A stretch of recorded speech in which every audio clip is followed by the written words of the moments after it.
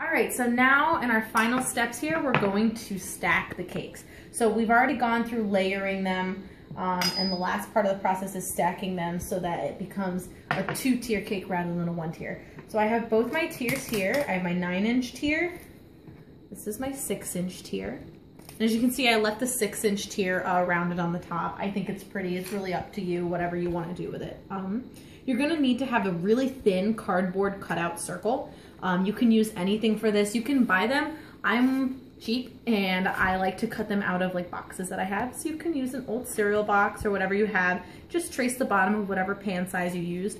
I only need a thin one for my 6-inch cake because that's what's going on top. So before we do this, in order to make sure the cake doesn't topple over, we need to use wooden dowels. These wooden dowels are what's going to keep the cake standing. So I'm only gonna need 3. That's my judgment call. This isn't a very heavy cake. I think that 3 is gonna just take care of it really nicely. If you're doing a slightly bigger cake that's a depth of 3 inches or more, I recommend 4 to 6 dowels for each tier, depending on how big the next tier is. So what we do is I'm gonna kind of take my little cardboard and I'm going to gently center where it's going to go on my cake. I want to try and get it really in an even spot. I think that's it right there. Just lightly press down. Doesn't matter, no one's gonna see it. It's gonna have the smaller tier on top. And lightly pick it back up. I might even use my little leveler to help me out because I think I was too good.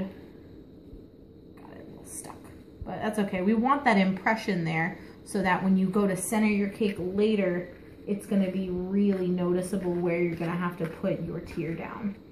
And so I did make a couple of boo-boos here, but like I said, it's gonna be covered. I can clearly see my outline of where my cake is gonna have to be.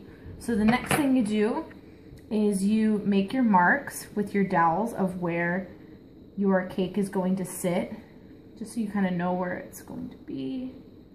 And then go in the direct center and shove your dowel all the way through to the bottom and then pull it back out.